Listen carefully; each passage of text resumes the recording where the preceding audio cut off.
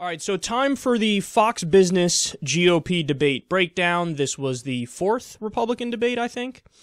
I want to give you my personal breakdown, then I'm going to give you the information that we have so far from the snap polls that came out directly after the debate.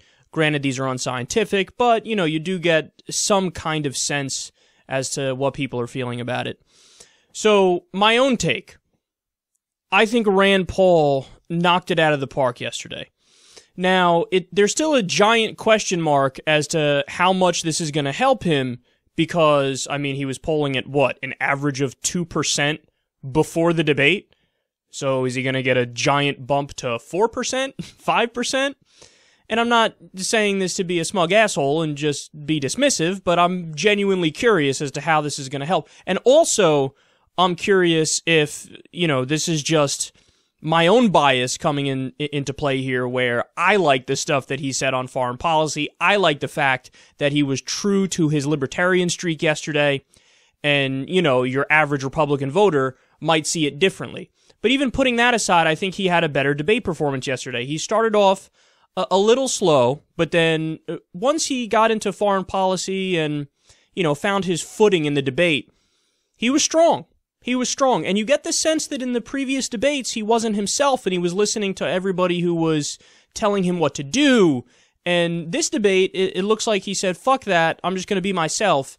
And he appeared to be very principled up there, and he looked a little bit like his dad. Now, that's probably not good for his chances of winning the nomination, but nonetheless, at least he was being honest, and I think he will do better in the polls when he stays true to that, stays true to his libertarian roots, and it makes himself look different than the rest of the people up there on stage. So I think he won the debate. I'm not so convinced that other people in the Republican base are going to see it that way, but nonetheless, that's still my takeaway. Then I think Rubio came in second. Now, Rubio was incredibly plastic and very fake and being just your typical cheesy politician.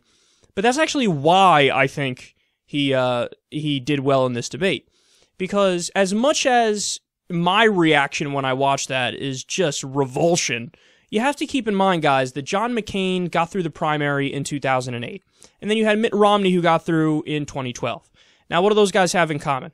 They were some of the more moderate people on stage. I know it's relative and the Republicans are all crazy right-wing, but they were the more moderate people on stage, and they were most like kind of classic politicians, especially Mitt Romney. He's a human Ken doll, Marco Rubio is a human Ken doll, and Romney was able to survive in 2012 to get through the primary, and Rubio's looking like the establishment fallback candidate now. When we started out, it was Scott Walker, Jeb Bush, and Marco Rubio.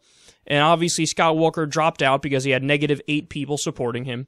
Looks like Jeb Bush is on the ropes, and we'll get to that later. So the only person left is Scott Walker, and then maybe you have the establishment considering somebody like Fiorina or Kasich as well, but maybe even less so now.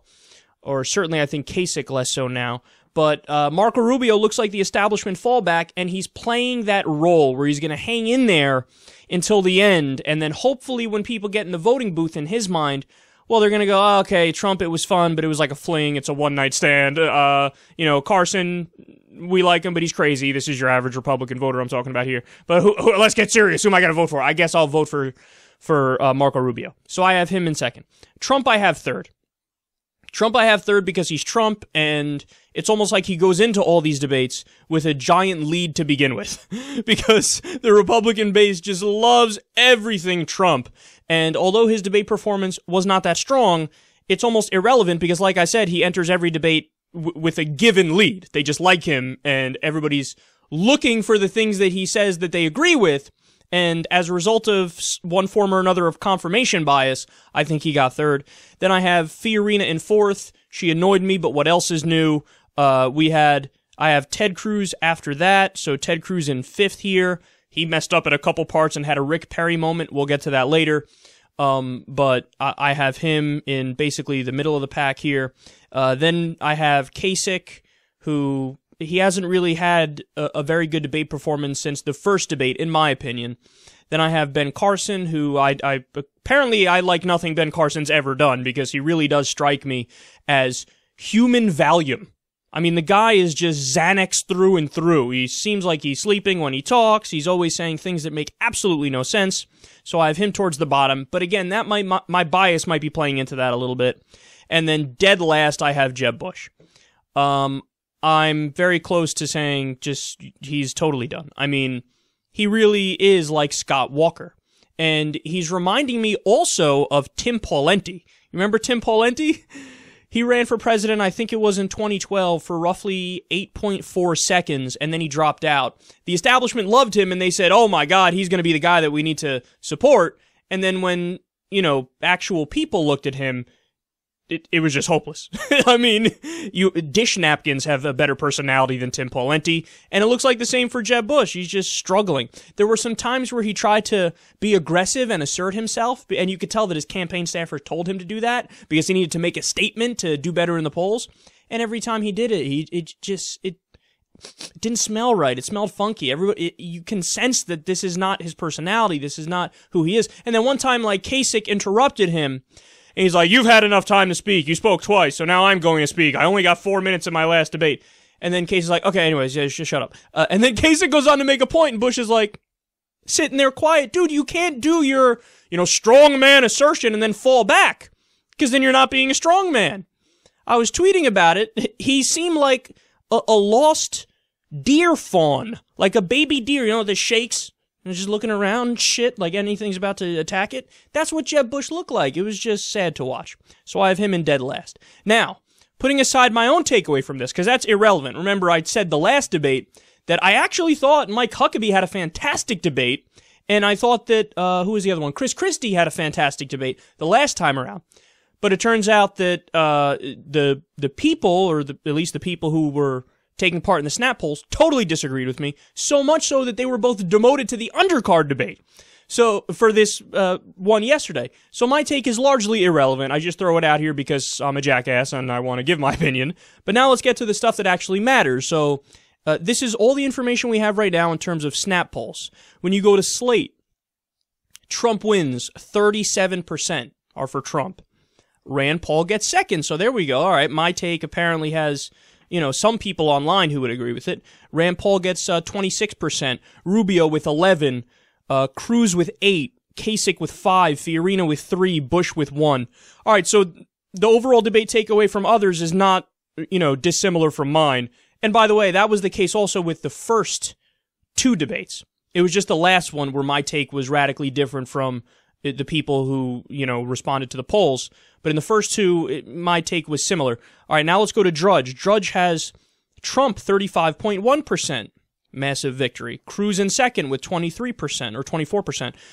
Paul with 15%. Again, Rand Paul doing better. Rubio with 14%. Carson with 5%. Fiorina with 4%. Kasich with 2%. Bush with 1%. Whew. Bush is just getting absolutely walloped and trounced everywhere.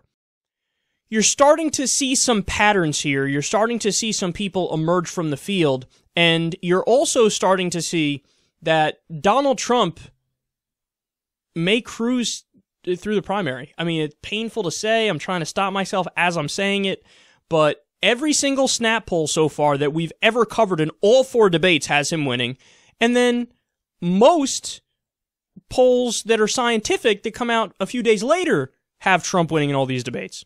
So it looks like it's real, and it looks like a little bit more than that Newt Gingrich charge that happened last time around with Mitt Romney. Now, is it really gonna last? I mean, that's the question, and I don't know the answer to that, because the other argument here is, if you go back and look at who was leading in the 2004 primary season and the 2008 primary season, you see very quickly that Rudy Giuliani had a gigantic lead at this point back then. And then in 2008, Herman Cain had a lead. Not a gigantic lead, but a lead at this time then. So it's still possible that, guys like Carson are going to fall off. In fact, I think he's definitely going to fall off soon. He can't maintain. But for Trump, I don't know. It's more of a 50-50 proposition, and he might stay in the lead longer. He might actually win overall. But to me, the guy who you really have to look out for now is Marco Rubio, because he's doing everything that he has to do as the establishment candidate. He's raising all the big money, so he's going to get his name out there more. And in every debate, he's like number 2 or 3, or at worst like 4. And that's all you got to do to be the establishment fallback. I mean, remember, with Mitt Romney, he was lagging behind all the time, and then eventually the base voters were like, whatever, I'll hold my nose and vote for him because I'm not going to vote for the other people. It looks like Mr. Classic Ken doll slimy politician is going to be the one who's still hanging in there at the end. But that's my overall debate breakdown here, and it's going to be very interesting to see what happens from here on out.